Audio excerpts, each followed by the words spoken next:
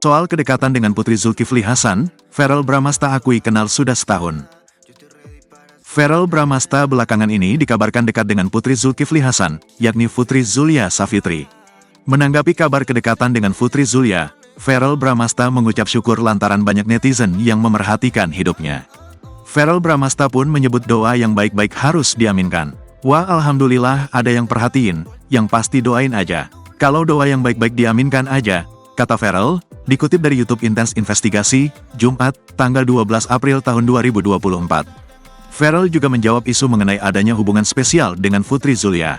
Menurut putra sulung Vena Melinda ini, doa baik terkait jodoh perlu diaminkan. Ia bahkan menyebut soal menikah adalah sebuah ibadah. Amin amin, yang pastikan menikah itu bagian dari ibadah. Kalau memang jodoh yang terbaik, doain yang terbaik, terang Verrell Bramasta. Lebih lanjut, Verrell menilai Putri Zulya sebagai sosok yang sangat baik hati. Verrell Bramasta mengaku sudah kenal selama setahun dengan Putri. Adapun keduanya sama-sama bernaung di partai politik yang sama. Alhamdulillah sosok yang baik hati banget lah. Kenal sudah 1 tahun lebih. Benar karena di PAN juga ya, ujarnya. Saat disinggung soal status Putri Zulya yang sebelumnya sempat menjalin rumah tangga, Verrell tampak enggan berkomentar.